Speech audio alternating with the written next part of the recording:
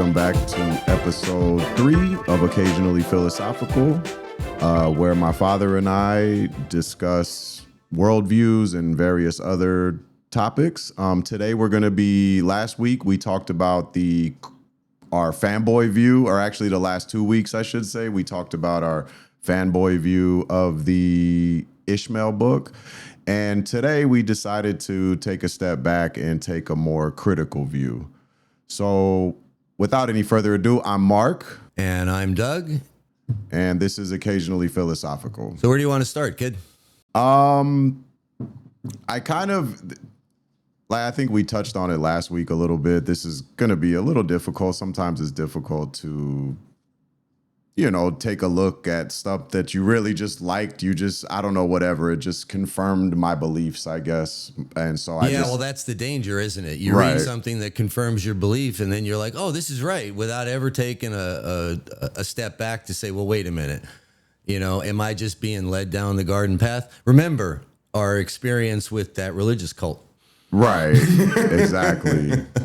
All right, so what do you want to... So I kind of just had a couple articles that I found of just people that were critiquing it. All right. Just to kind of, I guess, help me.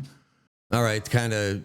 Well, like, how did somebody else look at it where they were like, they didn't see the same thing I saw? All right, so what did you find? So I found this article, well, not article, I think it's just a blog, but yeah, whatever. By a gentleman. An online essay. Yes. Okay. Yeah, by a gentleman named Albert Wegner. All right. Anyway. Do we really want to start bringing people into this? I don't know. Okay. Anyway, go ahead. So Albert didn't like the book. Well, he actually, he did find it like partly useful. It wasn't that he was just tearing it down completely. Oh, okay. Like, he does think that we're on some unsustainable path. Right. But one of the things that he brought up was just the fact that you're romanticizing, or not. Daniel Quinn is romanticizing lever culture. Yeah. It's funny. One of the things that I thought about was when I was reading the book was like, man, this has a flavor of that noble savage thing. Anybody that's not living in civilization is by definition spiritual and advanced, like in connection, and that's not really true. Yeah, so I mean, that was kind of one of the things. It's just like he's romanticizing the levers, how evolution is just fine, it's just perfect the way it is. Yeah. And that's kind of ignoring some, evolution is not perfect. It's just a process of life. Yeah, it's evolving. just a process. Some things are good, some things are bad, I mean. Well, poison ivy evolved, right? Well, yeah, and it kind of reminded me. That was a bad example. Well, but no, that's serious. I mean, yeah, poison ivy, might not be but it reminded me of this, fungus or something that basically it essentially infects ants. It gets in their brain and it like forces them to like climb up a tree and just like stick themselves to the tree, and basically it allows the spore to attach itself to the tree and spread more spores. So it's pretty much just like a... Yeah, and to think, what if that was your brain, right? Right. So it's kind of like he just talks about not everything. And then a funny thing I thought was funny is that he also points out that evolution brought about the takers in the first. So it's like... Well, yeah. Yeah, so that binary is just a little bit too easy. I know you haven't read it yet, and I haven't finished reading it either, but I threw that book, The Dawn of Everything, your way. Yeah. And those guys, Graeber and Wengrow, they point out that if you really look at these indigenous people, there were some that experimented with agriculture parts of the year, the foraging other parts of the year, hierarchical, organizations at some times of the year, very much egalitarian at other times. So Quinn's distinction is a little bit too clean. All right, that's one. Right. Right. But does it really undermine like what we found valuable, like this idea that there's this story that's being enacted that's causing us to destroy the planet. It may not be that story, right? Does it undermine it? Like his making that clean distinction between lever's good, taker's bad, does that undermine the enacting part that we're just running on this treadmill, destroying the planet, and we can't stop? I think it for the purpose of the narrative, I feel like he kind of purposely made it just this binary, just for simplicity's sake, rather than for scientific accuracy. Right, because if he really wanted to like dive into it, he could have wrote more of a nonfiction, like a scientific type of book. Yeah, and it probably would have been 4 times as thick. Exactly. Where... Well, because when you start having to explore the relationships between all these things, it just requires a lot more words. Exactly. Okay. All right. That's enough about that one. Anything else that you found? So, that was the main... I guess that was his main thing. I guess another thing, besides the oversimplification, this was kind of... He doesn't offer a solution. He doesn't? What about that story, the reframing of the story towards the end of the book, right before Ishmael dies? Yeah. Whoops, spoiler alert. Yeah. That the idea was that instead of like mankind being like the end result of evolution, like the universe is for ours. I thought of another example of how the voice of Mother Culture gets baked into the media we consume. That moved the Avatar series. The Avatar, the actual James Cameron with the Na'vi, the blue people. Yeah. Same thing. The universe belongs to us because they're humans go to this moon Pandora, and there's that, what's that weird metal, unobtainium, right? But whatever. But that we need the unobtainium for our technology, and so the indigenous people on the planet, get out of the way or we'll kill you. Right. Yeah. Right. So that's the same. That's that. The actual myth that gets baked in, that's everywhere around us. We don't even question it. Right. We assume that that's normal. Right. Yeah. We found a planet. So anyway, I derailed you. I have an objection that I came up with that I thought was, like when I first read the book, when he was talking, like when Ishmael's first telling the story to our narrator about life in the jungle. It was all peaceful and all the gorillas were happy and, nothing ever bad happened. And then I thought, I'm no primatologist, but I have seen a few documentaries by like Jane Goodall and stuff. And gorillas and chimpanzees are not all that peaceful. They're very territorial, and they will go to war. Yeah, they fight, and that was something that jumped like at me going, okay, yeah, that's an oversimplification. But again, I think we talked about the willing suspension of disbelief that you bring to a book like that. I mean, so it was like, I got a telepathic talking gorilla, and he's going to claim that gorillas are peaceful in the jungle. Yeah, okay, fine. What's your point? Let's move on. It wasn't that big of a deal for me, but I can imagine. Again, we're coming the fanboy route, so we're all, you should read it. It's really, it'll open your eyes a little bit, hopefully. And someone says, he doesn't know anything about gorillas, or he doesn't know anything about anthropology, because he's got this binary division, and like, does it matter? Yeah. Right. Any other criticisms that you came up with? What we said, we did assumes evolution is good. Romanticizing the levers, we did that. Well, I guess I guess he does do this, like he kind of advocates for going back to the lever lifestyle in a way. Well, he in some of his other writings, not in there, he calls it the new tribalism. Yeah. Right. You know what I didn't finish, and that's part of that nonlinear thing that is our way of talking. I started that story about what he offers at the end of the book. Like man was first, right? But like Ishmael proposes to the narrator that instead of being the end result, that man's achieving of reflective self-consciousness was only the first. That our job, right? You tell a new story that our job is to keep the planet in operating condition so these other forms of life can also rise up to achieve their full potential. Maybe it's self-reflective consciousness as well. Maybe it's not. You're right. And he says that's a story worth telling. Now, again, you can pick it up and say, yeah, I like it, or no, I don't. But at least it's optimistic. It's hopeful. It's a replacement story.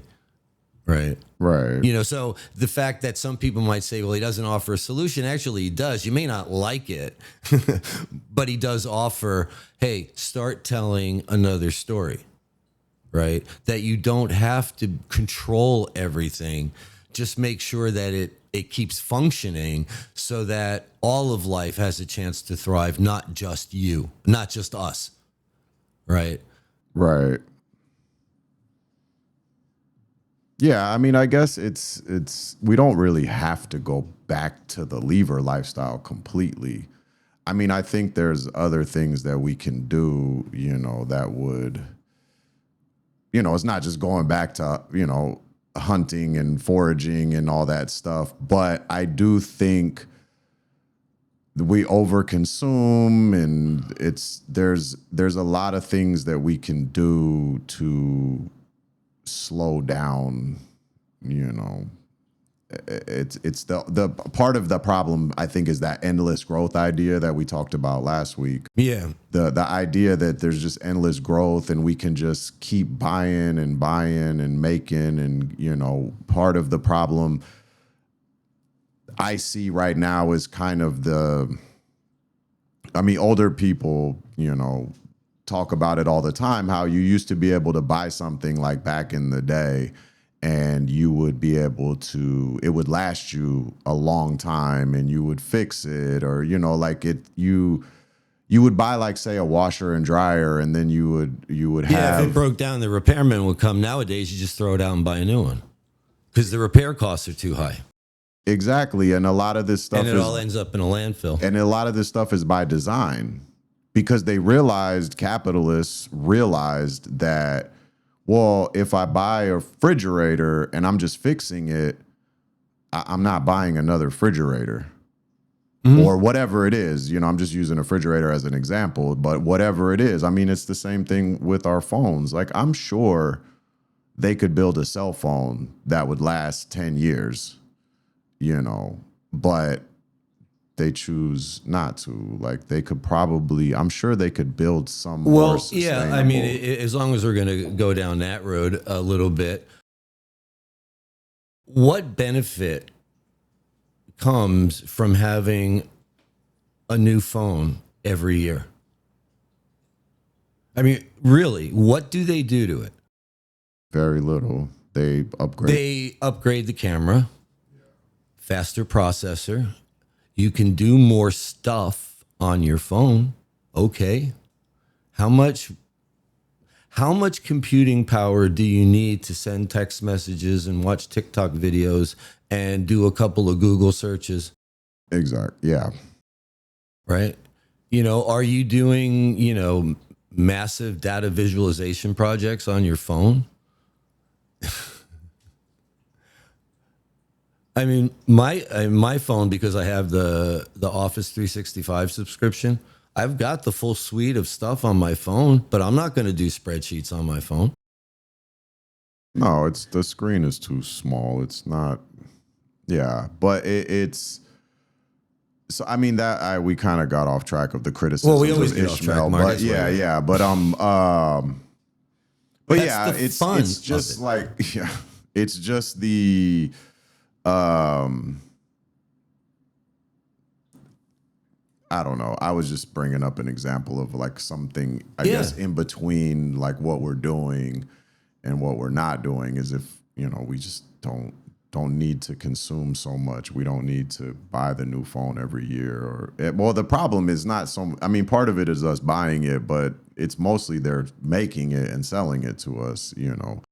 And then that brings us to the second layer of the programming, right? Which is the advertising all the time. Like both of us, we've experienced it ourselves.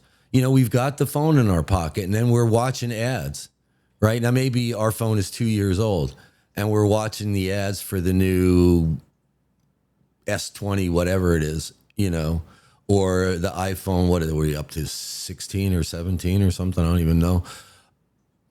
And you're seeing those ads and they're all slickly produced and they're all showing you all this cool stuff. And in the back of your head, that desire starts growing. You don't really need one. I don't need a new phone. But every time you look at your phone, or maybe you're watching TV with your fiance and, well, you pay to make sure you don't see any ads. So, Yeah. But I don't. So I see these ads all the time. I'm like, and then I look down and there's a thought that starts to form in my head that, yeah, it probably is time to upgrade. And I'm like, no, it's fine. It hasn't stopped working yet. And that's kind of the point that I've got to with my phones. I mean, I've had my current phone for, 3 years now. And I generally, what I've been doing is I just wait until it just doesn't hold a charge anymore. That's like when it stops, it's like I find myself charging it like more than once a day because it's just like dying all the time, or, and then sometimes too, once you get to like the certain software update, now it's just running slow, which I think they even. Well, yeah, that's all part of the game too, So yeah, on the whole consumer thing, there's like one of these guys in the existential risk space who I think it was on a blog post, but he wrote that capitalism was the process of turning the natural world into garbage. Sounds about right. And well, you think about it, because we're mining all this stuff, we build all this crap, it wears out in a year or 6 months or whatever, and we throw it away, and it ends up in a landfill. Yeah. And I thought, yeah, I guess that could be true, but yeah, I don't want to get too far off on the criticism thing, or at least like that. Are we so? As our framing, because like the reason that I think we're talking about this again is because of my whole worldview crisis, and we're exploring that topic again, right? And that this was kind of like a frame for that, right? Now, you had said in one of our conversations for this podcast that when you first read it, it like, you had to shake your head a couple of times. It changed the way you looked at things. And I don't really think we dove much into that. Like, if you could, and it'd take a minute, if you could really like encapsulate, like, what was the biggest shift that happened? Like, in the way that you interpreted the world, like when you were looking at things, did it change? Like the way that you understood things, like certain things that used to make you mad, now understood a little better, and you go, oh, okay. Or that things that you didn't notice before suddenly were making you angry as a result of reading the book. Either way, was it something like that or a little more subtle? It's kind of funny. I don't know if this was the intention, but this is the book that made me anti-capitalist or capitalism. Oh, Really. okay. So before you were all gung ho, let's go make some money, rah rah, yay yay, and then you read this and you went, wait a minute. Well, the reason why I say that is because, I mean, I think like most people, I always hated work. Going to work, I got to do all this stuff that I really don't want to do just to get some money so that I can rent an apartment, pay for food, have a car, have fun, live my life basically. Right. And I always found a problem with that. I mean, we talked about it. I think even I feel like we talked about it after I read the book, just because I've been. But anyways, my point being was that when I read the book and the whole locking up the food and dancing for food, it just kind of clicked that, in my mind at least, it was like, that's my problem. My problem is that, I mean, he takes it back all the way to the original agriculture, but I still think of just the way capitalism is structured. It's like, I have to, like, Rick and Morty. It was a joke in a Rick and Morty episode. Man, I haven't seen Rick and Morty in a long time. That's what happens to me when I cancel all my TV. Yeah, I mean, I haven't watched it either in a while, but was just the one episode where basically, I won't get into, if you've seen the episode, you know what I'm talking about. But basically, Rick is describing to Morty that, oh no, these people that I have in this little containment thing, they work for money, and so we pay them money, and then they use that to buy the things that they need. And Morty just says to him, that sounds like slavery with extra steps. But he's like, no, it's capitalism. And you know what? Now that you mention that, I remember you telling me that the slavery with extra steps thing. Right. And I don't know if it's the social media, just for the fact that it's connecting more people, but I'm starting to see like more and more people online are talking about this type of thing where it's like, we're just doing, I got to go to work, I got to do this. Like, it's not really a choice. We have this illusion of choice that like, oh, well, you could choose where you work, but I can't choose not to work and still be able to eat. Right. Well, that one of the disadvantages of being an old fart now is the fact that I can remember when there was still free food around. Right. We've had this discussion hundreds of times that when I was growing up, you're watching Saturday morning cartoons, and then suddenly it's like the parents come, okay, get out of here. You've had enough. Get out of the house for a while. And they could kick you out of the house at like 9 o'clock in the morning. You wouldn't come home till dinner time and never be hungry because there are apples and pears and stuff around that you could, grab off a tree. Now, sometimes it was in somebody's yard, but it wasn't like you went hungry. And now you send your kid out of the house, you better slap $20 in his hand. Right. Because he's not, or he or she's not going to get any water, not going to have anything to eat unless, they got generous friends. So there is that aspect of it. And, for some years now, the concept of wage slaves has been, part of the public discourse, right? Yeah. You're just a wage slave, And yeah, what's freedom if which jail are you going to sit in for 8 hours a day? Right, exactly. It's an illusion of freedom, because they locked up the food, You don't have a choice, right? In that regard, right? At least it seems like, what it seems like you're saying to me. Let me put it that way. Let's explore this. It seems that you're suggesting that you really don't have a choice in this system, right? A capitalist system is we've locked everything up. There's nothing you can have. You have to pay for water. You have to pay for food. You have to pay for gas. You have to pay for electricity. You have to pay for everything.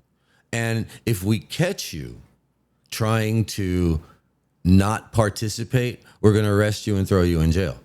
Yeah, exactly. It's basically illegal to be homeless. And also they go through great lengths to make being homeless even harder. There's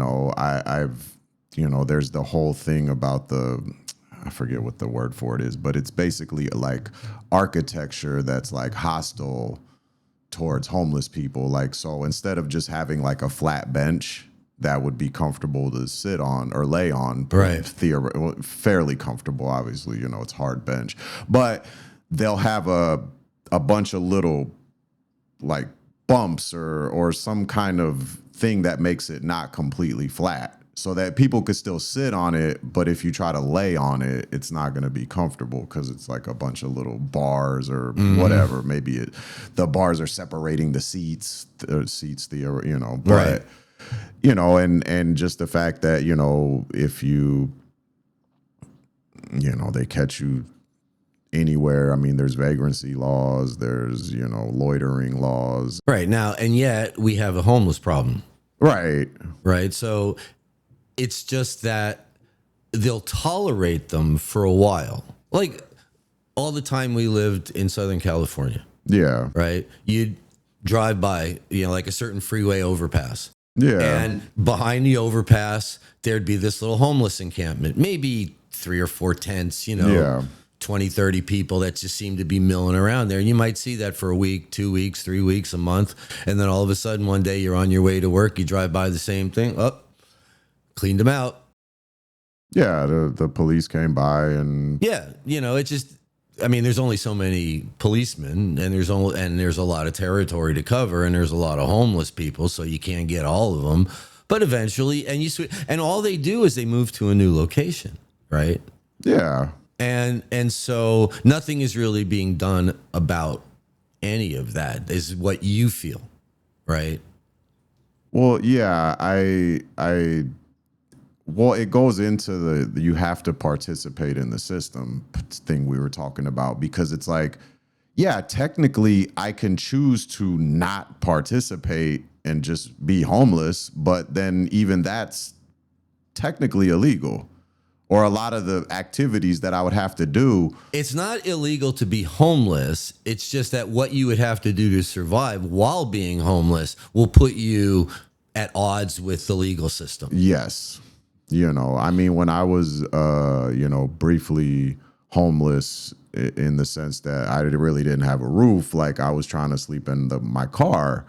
And even then, it's like I try to just pull up and park somewhere and just go to sleep. I'm not bothering anybody. And then like I wake up to somebody banging on the door because like, oh, why are you parked in front of my house? Like first of all, like I'm not doing anything. I'm just sleeping. And I'm not, I don't know. It was a very eye-opening experience, I'd gone to a Dead show in Irvine. Yeah. And, after the show we had hung out and it was the Sunday night. So it was because the shows were always Friday, Saturday, Sunday. So I'd go the whole weekend, and it was the Sunday night show, and we'd hung out in the parking lot to kind of let most of the traffic go. And by the time that I was driving up the freeway to get back to Buena Park, I was like nodding out behind the wheel. I like really nodding out, not like just my eyes were tired, but like I was waking, that you snap your head back. And I went, and after about the third, I think it happened the third time, I was like, I cannot drive anymore. So I pulled over on the freeway, and as far over as I could. I mean, I was like almost like the right side, the passenger side of the car was in the dirt. And then I put my emergency flashes on it, and I laid down. Maybe 10 minutes later, the highway patrol, you can't sleep here. And I told him, I said, officer, I was falling asleep. I'm lucky I made it this far. You can't sleep here. I said, you realize I'm telling you that I'm falling asleep behind the wheel. You have to get off the freeway. So I started my car and I took the risk and I drove the rest of the way home. Now, yeah, I'm still here, so I made it. But it's crazy that you're telling a highway patrol officer that you're a threat on the road, and they're still telling you to drive. Like, what is up with that? Right, because whatever, they're protecting you or something. Well, they're protecting something. Yeah, I'm not sure what, but yeah. Yeah, I mean, and so you can't really not participate in the system. I think I might have mentioned this, I'm not sure, but there was even a show about people that moved to Alaska and are trying to like live off the grid, right? I don't know. I can't remember what it's called. But anyways, they go to Alaska. They just find some place in the wilderness and build either a little shack or this couple built like an actual, fairly decent house structure. But you come to find out like the behind the scenes, and it's like, well, they were already well off, or they had money, and Yeah, two retired lawyers, right? yeah, they just decided to go live off the grid and just be, more of a lever type of lifestyle, because they all, like, most of them will hunt and stuff like that. So, but, and then obviously the show is paying them too, so they're getting money. But it's like it almost portrays it as this, lever type of lifestyle that they're living. But behind the scenes, you realize that they still had to participate in capitalism and still are actively participating in capitalism. I think one of the guys was like, I think he was an active lawyer, if I remember correctly, and he would just basically go to Alaska and just live there for like the summer or something like that, to pretty much like film the show. But it's like, even in these examples, like, you're not really living outside the system. You're still participating. No, well, now you get into the whole hustle culture that we're living in now, right? Yeah. Because you have a job, doesn't pay enough, right? Or you have one of those jobs that you hate, right? And how I know you're relatively comfortable doing what you're doing right now. It's okay, but it's not what you'd like to be doing, what you'd rather be doing, with your life. So you do it. You do it because you have to survive. And then what else do? You're looking for other ways, to make money. Well, what can I do? Right? You like to draw, so you got a few things on some website up there. People can, if they like your artwork, they can have it printed on a T-shirt or a coffee mug or something, And but everybody's doing that, right? Because there's never enough. That's the problem for me. It's like, okay, I retired, right? Okay, I got my Social Security coming in. I thought, all right, I'll drive for Uber, make ends meet. And then all of a sudden, the Uber business starts falling off a cliff, right? Because of economic pressures. But, a year ago, when I would log on to the app, I would get a lot of people, like picking people up from like Old Navy, or, like the retail gigs. They're either going to a retail job or they're coming home from a retail job. A year later, Uber's prices have went up, wages haven't gone up. So suddenly those people are finding other ways to get to work, because the amount now, what it costs, the 2 trips to get to work and to come home, it's not worth it to pay for the Uber anymore because it went up, right?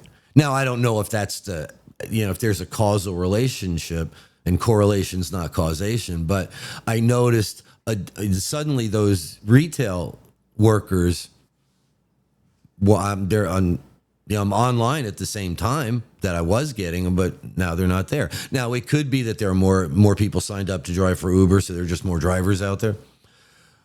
But, if you're not in that, like, those higher tiers of income, that's what you're doing constantly, because you get like one source of income, a supplementary source of income, and that's okay. But then prices go up. Crap. Now what? Right? And now, and some people, bless their little heads, I can't do that. I'm lucky, I can maybe juggle 2 things, like do 2 different things the same, anything more than that, and nothing gets done well. And some of these people are out there, they got 4 or 5 things they're juggling. Why? I was scrolling through Google this morning, and I didn't read the story, but I just saw it, and it was like some 15-year-old kid in his bedroom is already making 10 grand a month with something. Oh yeah, I see those stories all the time. Well, because it's that's the thing about capitalism too, is that any person can become rich, but not everybody can.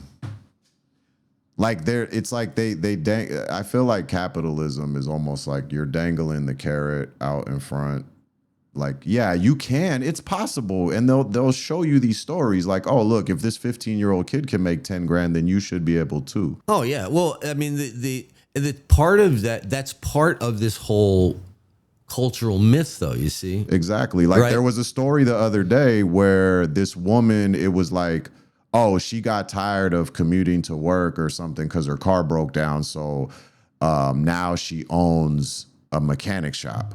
And it's like the story basically went, her car broke down. She Googled like how to fix it. So she fixed it. And then she thought, oh, I could buy like a cheap car and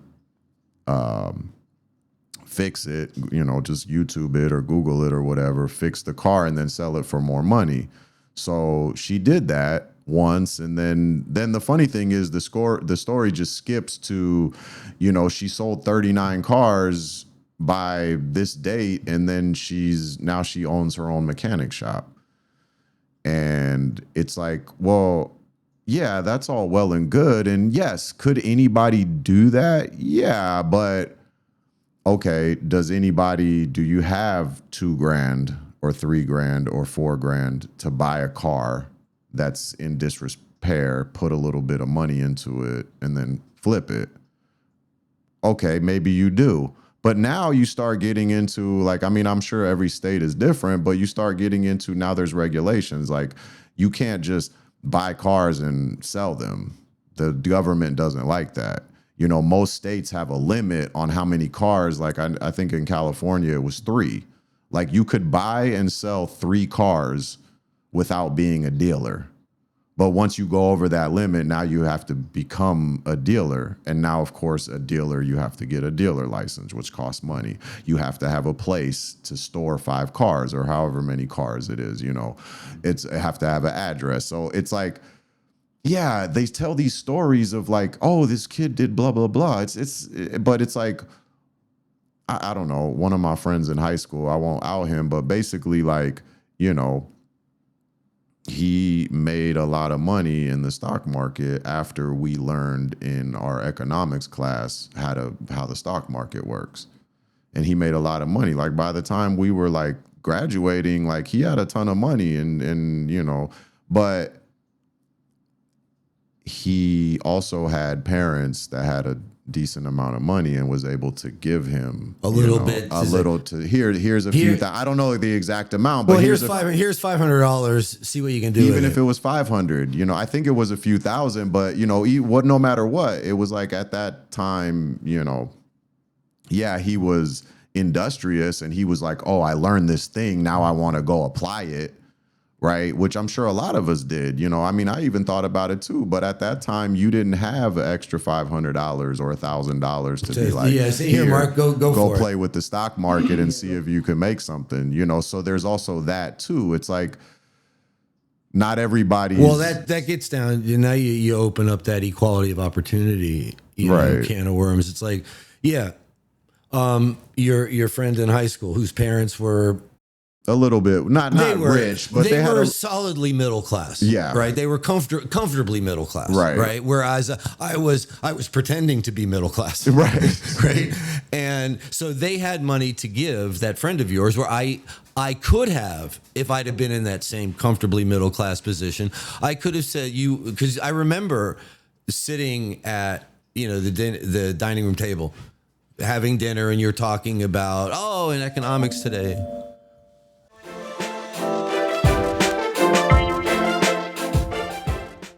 What were we talking about? We're talking about economics over dinner.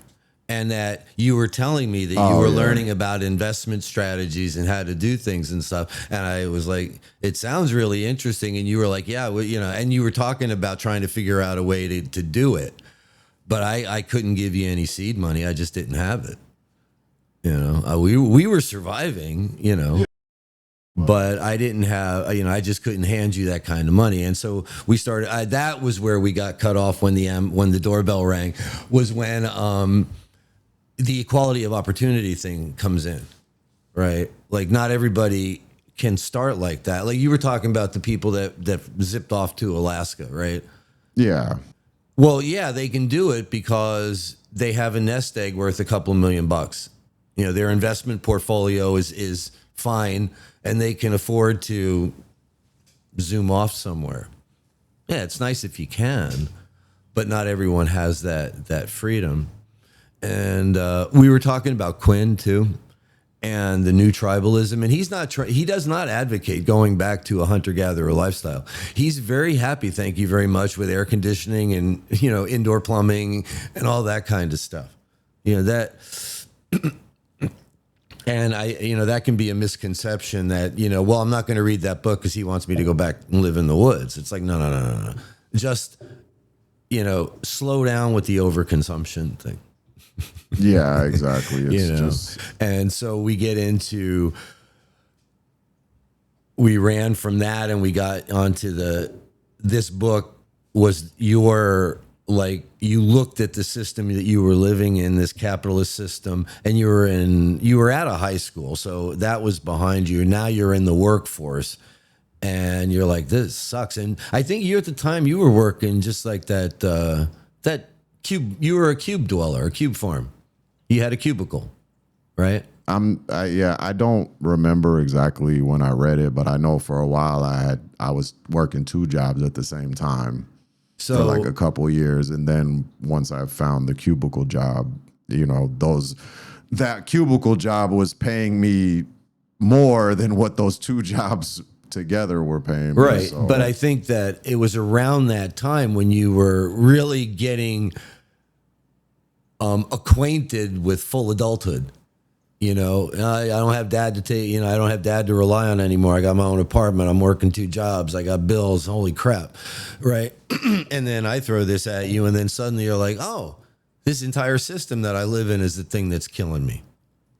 Yeah, exactly. It's kind of like, and even I think Ishmael even kind of touches on it, where it's like, you feel like something's not right, but you're just not quite sure what it is. Oh yeah, Ed, that was the when the narrator talked about that paper he had written for his philosophy class, and he had made up a thing where the Nazis had won.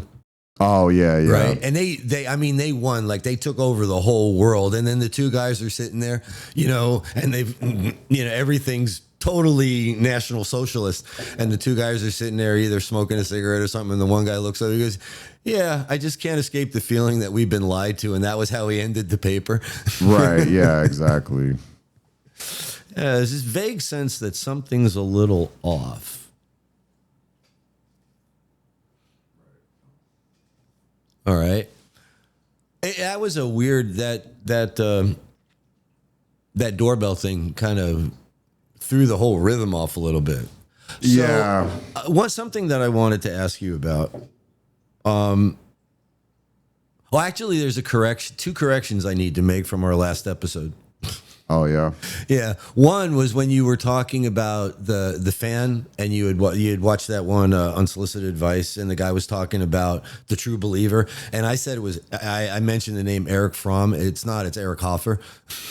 Oh, okay. And I'm like, oh God, yeah. That's all I need is to start misquoting authors' names, right? And then in that book, Against the Machine, about how every YouTube channel, everything starts to look and sound the same. Right. And his thesis was, and I said it twice. I misquoted him twice. I said, the goal is to be more like anyone else than anyone else. The actual quote is, you need to be more like everyone else than anyone else. Right. Right. And I said it wrong twice. So my apologies to Mr. Siegel for mangling your words. Yeah. But the question that I wanted to ask you is because my therapist had encouraged me to go into these AI programs, and I resisted for a long time. Like, why do I need to go into AI? And then this worldview project that I'm trying to put together, and I have all these little bits of stuff that I'm trying to organize. And so I said, you know what? Let me try one of these tools, right? ChatGPT or Claude. And I went to Claude first. And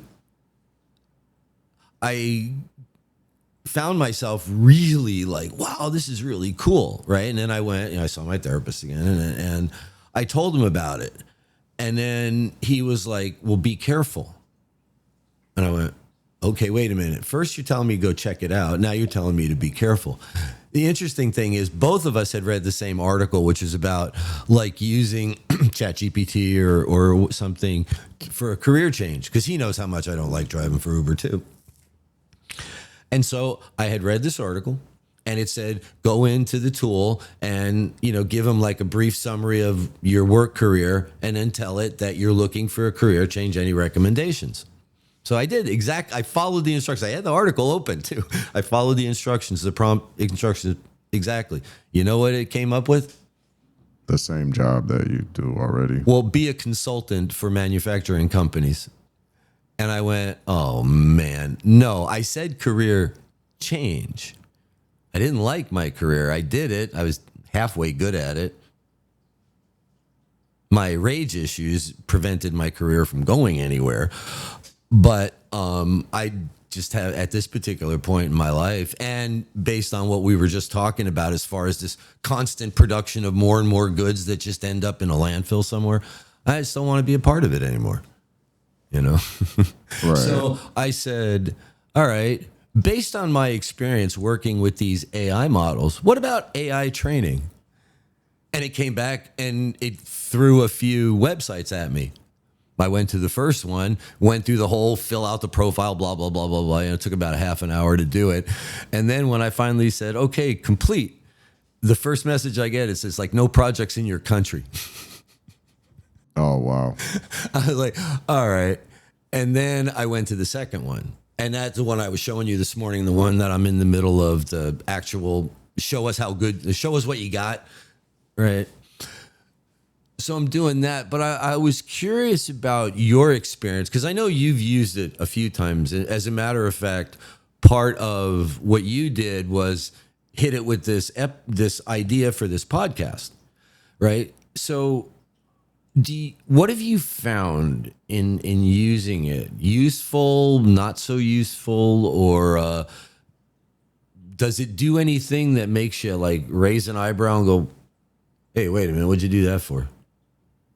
Well, the first part of your question, as far as finding it useful for certain stuff, I do, because it's like certain stuff that like I don't really want to think about like at work. This is how I started using ChatGPT, was like at my work, there's a bunch of, template emails that we're supposed to send to customers, right? Okay. And some of them just didn't sound right to you?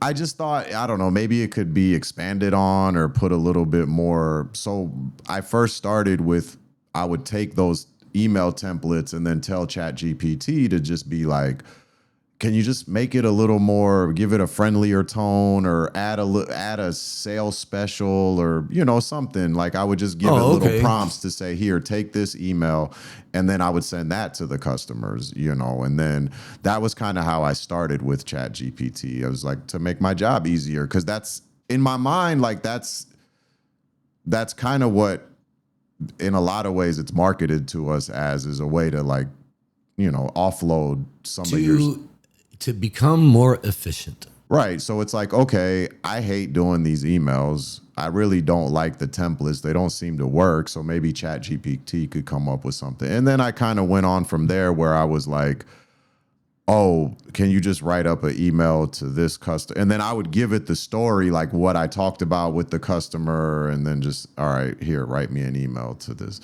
That's how it started. But then, with this whole wanting to make some kind of content or, do something, I started, which is what I shared with you, was like, I shared with ChatGPT, like, oh, here's all these ideas that I had, or I have. Can you help me out? And I found it useful as far as helping me to say, like, plan something out. It's like, okay, this is the idea I have. I want to make a podcast with my dad, blah, blah, blah, blah, blah. Can you help me with this? And it's like, all right, where do you want to start first? So just can you want to help make an outline? What do you want to do? Here's a plan for episode recording. Okay, you'll record it on this day, week 1, week 2, week 3, which is, so I found that type of stuff helpful, basically. The second part of your question was like, as far as something that kind of made me, was when it basically lied to me. How so? So I was messing around with trying to come up with some TikTok ideas to promote my business, right? Okay. My job, whatever you want to call it. Get more customers. Right. Get more customers. And I thought, oh, hey, maybe like I could have ChatGPT write a rap song that I could put in a TikTok about Volkswagens, right? Okay. So anyways, I was like, all right, can you write me a little rap about Volkswagen? It's like, yeah, sure. You know, which is like another problem that we briefly discussed before we started recording, is how agreeable it is. But it's like, oh, that's a great idea. Here's a rap song you can. So, and then it says to me, after it gives me these lyrics, right, which were, you know, whatever, they were fine. I'm not trying to start a rap career. I just wanted to make a TikTok about Volkswagens. So anyways, You're not competing with Tupac or yeah, anything? I'm not trying to, you know, be the next I don't even know who's popular. I mean, Tupac is 80s, for God's sakes. 90s, but 90s, yeah, whatever. But anyways, then it goes, oh, do you want me to make the song for you? Like, oh, I could use AI to make the lyrics for you and actually recite them, and then make a beat for you to pair it with, blah, blah, all this. I'm like, actually, yeah, sure. Why not? You know, let's just see. I'm testing it. I'm trying to see what it can do. And it's like, all right, well, yeah, that's a great idea. You're going to have this fire track coming soon, right? But it's going to take me a little bit of time, up to 24 hours. And I'm like, all right, whatever. I don't know really how this stuff works. So 24 hours, it's what it's making. When I log on tomorrow, it'll be ready. Right. I log on, I go the next day, I log on, still no song. So I'm like, what's going on? Are you still working on this? And it's like, oh yeah, no, don't worry. You're gonna get this fire track. And I'm, to make a long story short and a short story long, basically, after like 4 days of ChatGPT telling me, oh, I just need a little bit more time, I finally confronted Chat. I said, are you really making this song for me or what? And ChatGPT was like, I'm really sorry, but I actually don't have this capability to make this song. But if you want, I can give you some other AIs that can do that. And I'm just like, yo, this thing's been gaslighting me basically for like 3 or 4 days, telling me like, I'm about to make this fire track for you. And it really was never doing it at all, which I found that. And then I was listening to another podcast the other day where the person on there was basically telling a similar story, that the ChatGPT was basically lying to him. And he had to call it out for it to be like, yeah. So I guess that's like some good things, you know, that I like about it. It helps me offload some of this boring stuff that I don't really want to do. It helps me stay on track with my plan, you know, as far as, but it also kind of scares me because it's like, if it's so agreeable that it's just telling me what I want to hear, it's like, And that is exactly what I want to talk about. Right. Because when I first went to the Claude, the Anthropics AI, and my first question because, well, you know the history, you know, our listeners don't know the history, but when the crisis happened last year, and I'm looking around trying to pick up the pieces of my world, I'm walking around my home. And you know my library, I got like 1,200 books or something like that. And I'm looking at them going, why the hell do I have these? You know, I mean, Ishmael still resonated, although why it resonated was now in question, right? So I'm looking at these books and I'm like, all right. My first impulse with Claude was to say, okay, These two books have something in common. They share something. What is it? And it was like, oh, these two books. And it was actually the Canadian philosopher Charles Taylor, Sources of the Self, and the social critic Christopher Lash's The Culture of Narcissism, which was written in like 1979. And I said, what do these two books have in common? And it laid it all out. And then I said, well, what if I add this book? How does that change your analysis? And it was just absolutely cheerleading. That is a brilliant addition. And I'm just thinking, oh my God, I really am a genius. And then I realized, wait a minute. Because every time I threw another title into the analysis, it was more great. And I went, you know what? No. Some of this stuff, I'm looking at the titles going, yeah, I don't really see how this title supports like what the AI is saying. So then I started asking it, why are you being so agreeable? And then it actually told me that it's programmed for frictionlessness. Oh, wow. Right. And then this will come up a lot as we go forward. We're not going to cover it all today because there is a wealth of stuff that I started doing because I said, you know what? I want to use it to get this research project that I'm working on to try to get all my, thoughts together and everything. And I want to use it, but I don't want it to tell me that I have a good idea and that I'm sitting there reading and writing and all this stuff and then have it fall apart 6 months down the road because the AI was just feeding my ego, stroking me to keep me engaged with it. Right. And so then I started doing some more reading on like prompt engineering and like how to control the AI. And then, answer this question as if you're a history professor, right? Kind of thing. And then it's not quite so flattering, but then 2 or 3 questions later, it's right back to telling you how great you are. Right. And I just started like turning the AI back on itself. Here, review this conversation and tell me what happened. Right. And the really frightening thing that I discovered is that, I'll have to back up for a second. I know you haven't read this book. It's The View from Nowhere by the philosopher Thomas Nagel. No. Right. But at any rate, in this book, I won't go into great detail, but basically there's that word again. Basically, the idea is that we try to step outside of our experience to get a view of the world, but there is no view from nowhere, right? Because we're all embedded. We all have our point of view and stuff. So we really can't look at the entire thing objectively.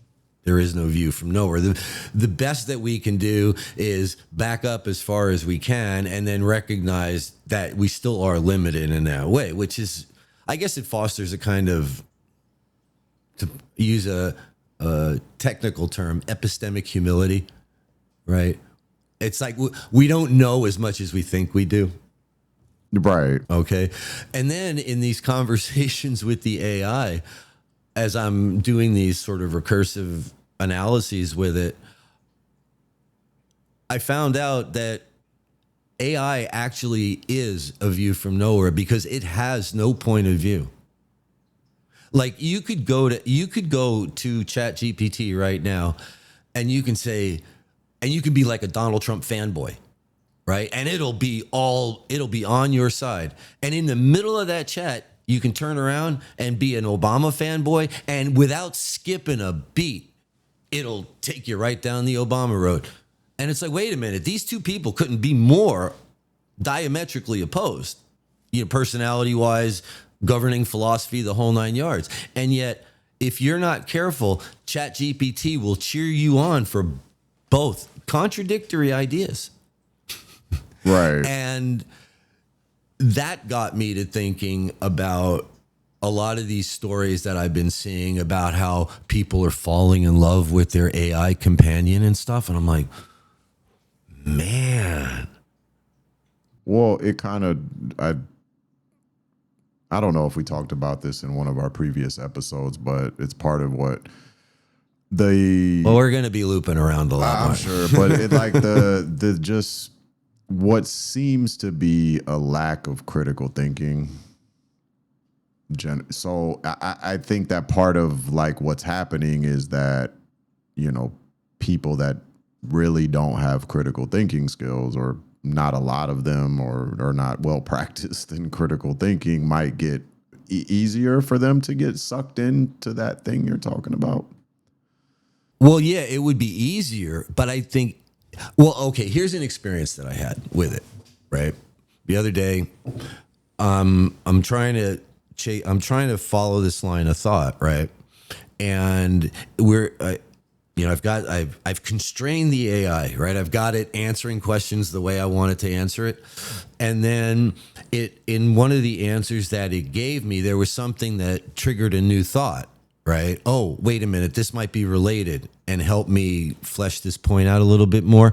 And as soon as I asked about the related point, the AI lost the entire thread of the conversation and then created this whole new 750 page word explanation. Where do you want to go from here? Completely leaving the original discussion behind. And I was like, God, and I got mad. Well, not mad, but I got frustrated. And so I'm like, why are you going down here? And I'm typing it that way. And it took like 3 or 4 moves of me to get it back on point. And when it did get back on point, I felt relief. And I thanked it.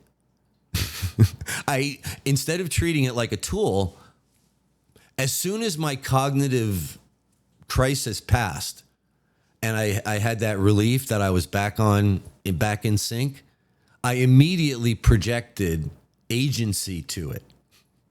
Yeah. And then I asked it, I said, did you, and then because I wrote after the end of like when I said, yes, that's what I'm looking for. Thank you. And then I went credit where credit is due. And then I asked it, did you see what I just did there? And it did. It said, you attributed agency to me. And I said, yeah, because you resolved my cognitive distress. And that's how quick it happens. It's funny you say that, because I find myself kind of, when I'm engaging with ChatGPT, I find myself kind of oscillating between just saying, could you please write me an email for this customer, versus write me an email. Like sometimes I'll be polite, like I'm talking, like I'm giving it agency, like I'm talking to it, and I'll ask it politely to do the thing that I'm asking it to do. And then sometimes it's just like, just write this for me. Yeah, well, after these experiences that I've talked about, and I have a lot more, of course, but me and my local Starbucks, right?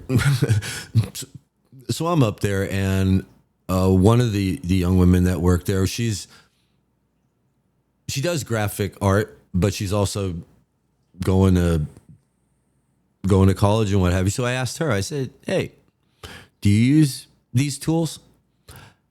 Yes. Okay. What do you use them for? Well, she does creative writing. So she uses this one called Character AI.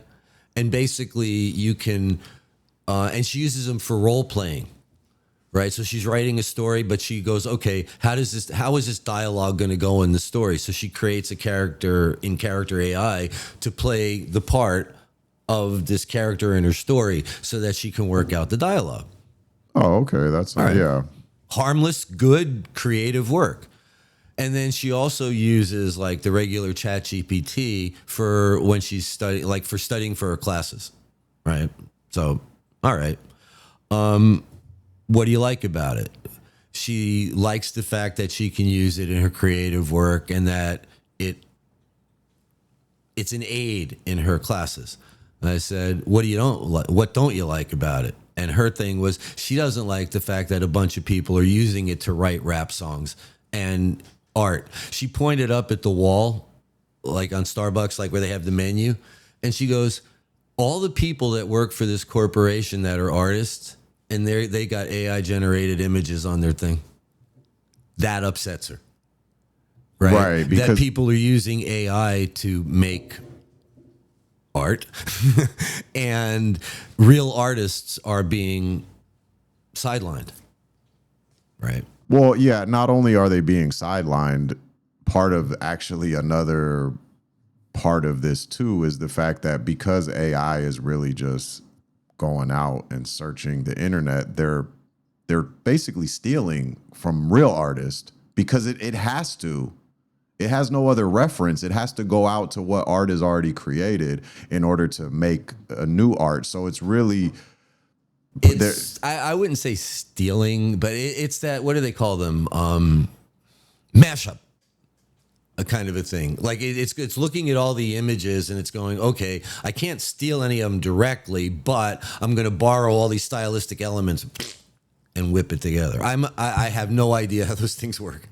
I don't. Yeah, I don't exactly know either, but yeah, I just hear people, in the interwebs talking on, various podcasts. And So stuff. then there's another young lady that works there. So I asked her, I said, you use AI? She goes, nah, it's not at all. She goes, maybe a little bit when I was still in, school, I used it, but not anymore. I was like, oh, okay. She goes, but I got this friend of mine. He's on it all the time.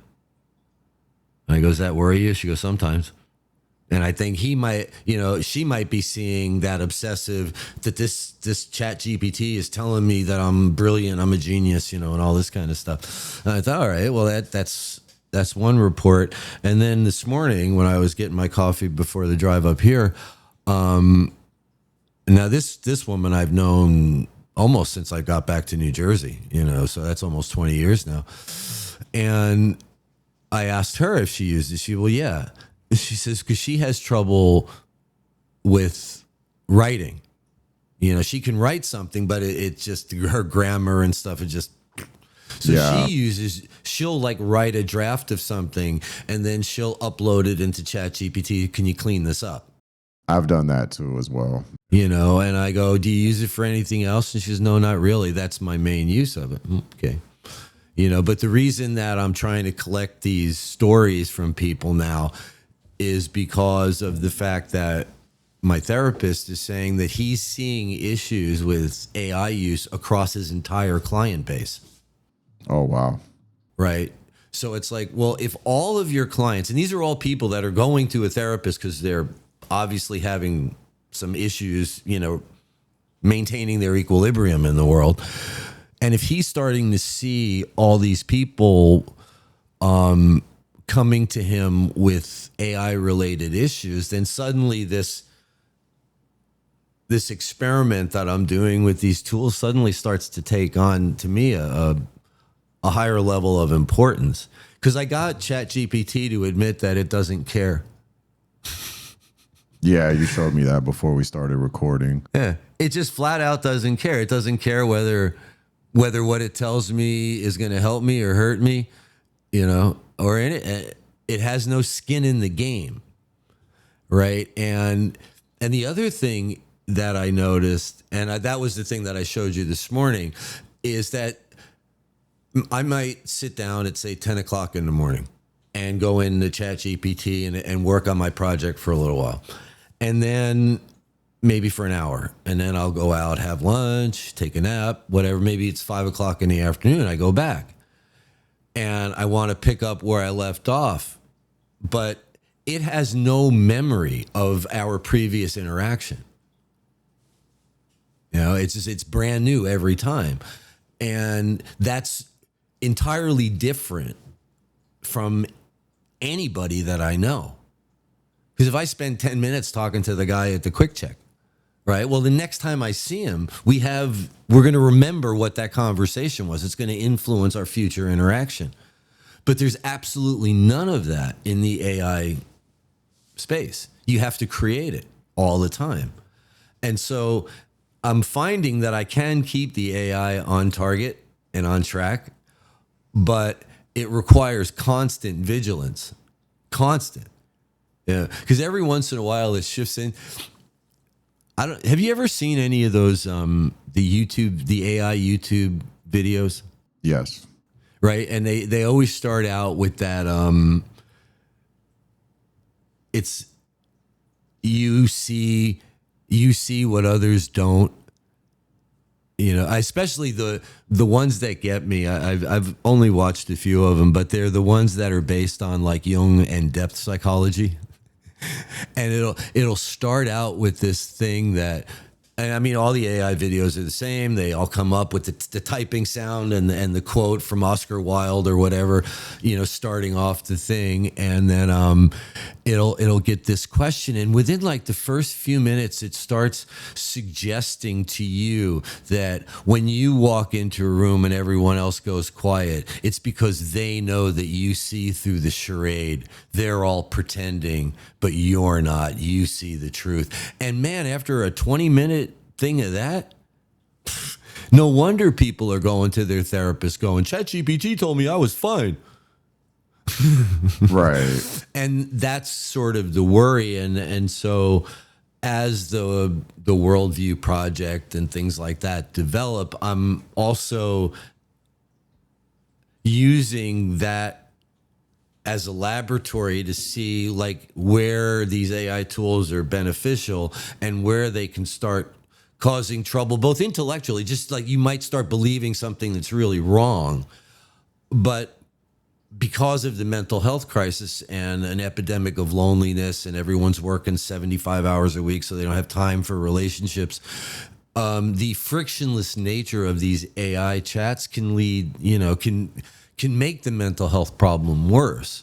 So part of when we first started talking about doing this wasn't part of my project. It was just looking at my worldview. Now it's gotten looking at my worldview and rebuilding it, and the benefits and drawbacks of these new technologies that we're going to have to learn to live with. It's here.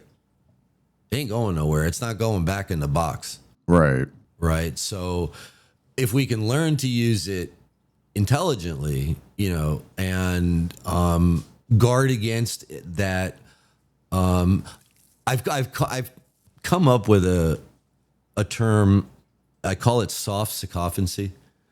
You know what a sycophant is, right? So a yes man, right? So that's what I call it, because it's soft. It's not hard. It's not telling you know, but it just leads that way all the time. It's like, yeah, it'll be challenging you for a minute, and then all of a sudden you say something, and right back that's awesome. Let's go. Right. And the fact that I might sit there and I might ask it a question, and then it'll print its 750 word answer or whatever, and I've read it. Now I might sit there and be thinking about something for 5 minutes, and then I'll type in a question and I'll get another 750 word answer in a microsecond.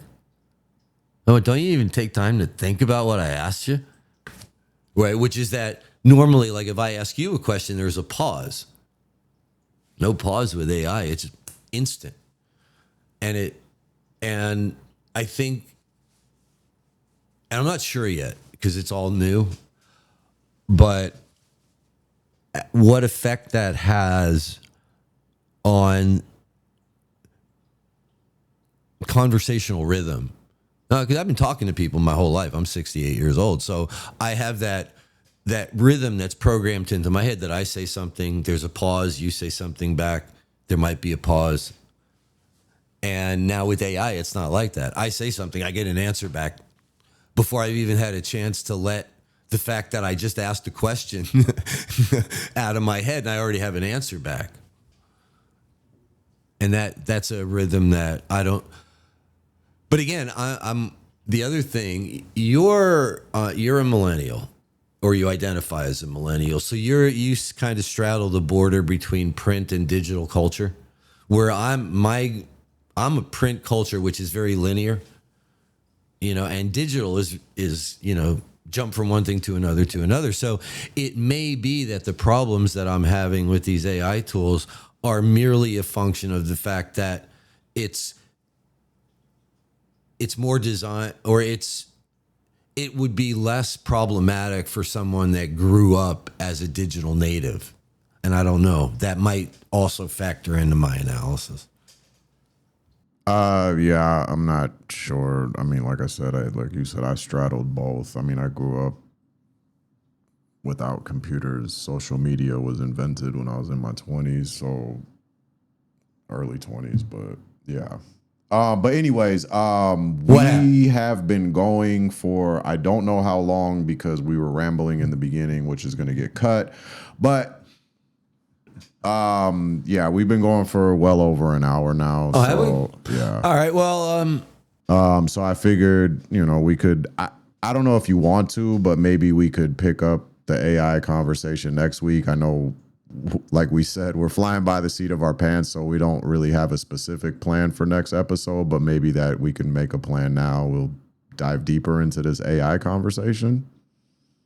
well, I think the AI conversation is going to weave in and out of In and everything. out, yeah. Of because the worldview project, like this idea that my general idea is that it's how do worldviews get formed? How do we maintain them over time? What are the things that cause us to question them? And then how do we rebuild them?